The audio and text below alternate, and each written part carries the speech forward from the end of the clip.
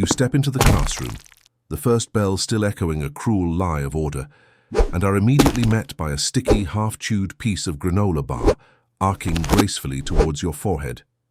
It misses, splattering on the whiteboard where yesterday's meticulously planned learning objectives still cling to life. A cacophony of 30 tiny humans wired on artificial sweeteners and unsupervised screen time assaults your ears. One is mimicking a siren, another is banging a pencil like a deranged drummer, and two are locked in a surprisingly aggressive interpretive dance battle near the hamster cage. Welcome to Tuesday. Your throat already burns. You plaster on your "I am a calm, competent adult" smile, a mask worn so thin it could tear with a strong gust of wind. You try to explain the Pythagorean theorem or the geopolitical implications of the Punic Wars, or simply how to spell cat. But they don't see the wisdom, the history, the fundamental building blocks of thought. They see an obstacle between them and the next TikTok trend. You're a human firewall, a flesh and blood ad blocker, desperately trying to filter the digital noise from the analog brain. It's exhausting, like trying to herd a flock of hyperactive pigeons through a maze made of jello. Your lunch break is a 15-minute dash.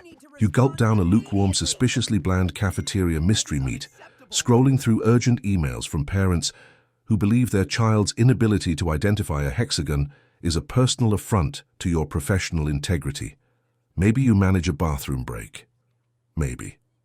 Often it's just more lesson planning or mediating a crisis between two students who've decided that a loose tooth constitutes a medical emergency requiring your immediate, undivided attention. Your average daily step count is similar to a medieval courier, but without the horse. The teaching, that's about 30% of the job. The other 70% is paperwork, endless, soul-crushing paperwork. Reports for standardized tests that measure nothing meaningful, attendance sheets that need to be cross-referenced with lunch counts and bus rosters, individualized education plans that require more legal jargon than a corporate merger. You spend more time filling out forms than filling young minds. It's like being an accountant, a social worker, and a prison guard, all rolled into one poorly paid, highly scrutinized package. And yet, you still manage to find that missing sock from 2 weeks ago. Your voice, once melodious and full of youthful promise, is now a gravelly rasp by Wednesday afternoon. Your back aches from leaning over tiny desks, your eyes burn from screen glare and grading papers under dim lights until past midnight. The stress is a constant hum in your brain, a low-grade fever that never breaks. Studies show teachers have higher rates of anxiety, depression, and burnout. You're not just teaching, you're a walking stress ball, slowly deflating with every misspelled word and every forgotten homework assignment.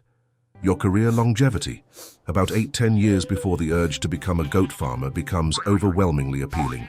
You witness things no one should. Children facing poverty, neglect, abuse, mental health crises.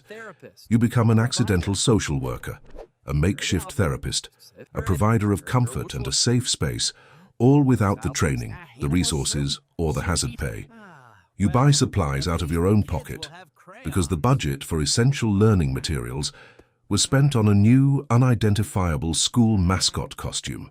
You see the gaps, the injustices, the broken systems, and you're told to inspire anyway, to fix it all with a smile and a positive attitude.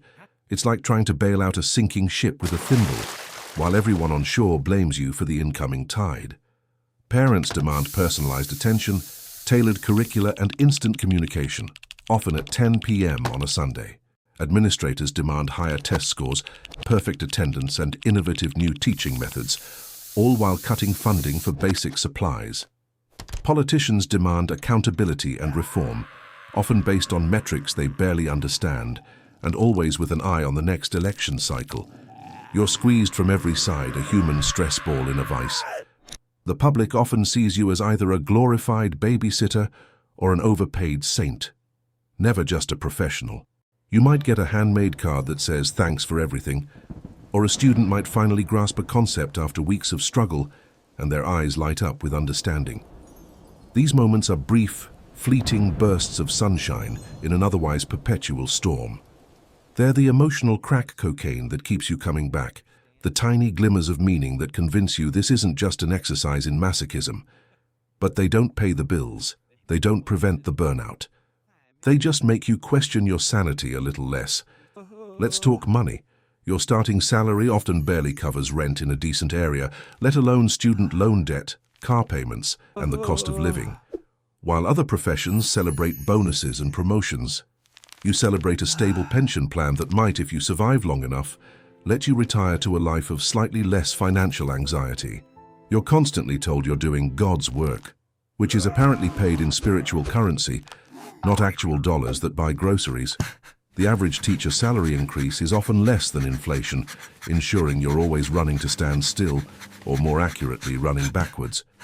You are the frontline worker nobody truly acknowledges, the unsung hero of a failing system, expected to perform miracles with dwindling resources and increasing demands. You're blamed when kids don't learn, even when their primary struggle is basic survival. You're asked to be everything to everyone: educator, parent, therapist, police officer, nurse, tech support, and motivational speaker. And you're doing it all while wondering if that granola bar stain will ever truly come off the whiteboard. The age of educational bliss is a myth. You're living in the age of constant crisis management. So you wanted to change the world one mind at a time? Well, you're certainly trying. You're also developing chronic vocal cord issues, an unhealthy dependence on caffeine, and the ability to detect a lie from across a crowded room. At least the future generations will be educated, probably. Or at least they'll know how to dodge flying objects. The only real comfort is knowing that when it all finally falls apart, you'll be among the first to witness it, crayon in hand, ready to grade its inevitable collapse.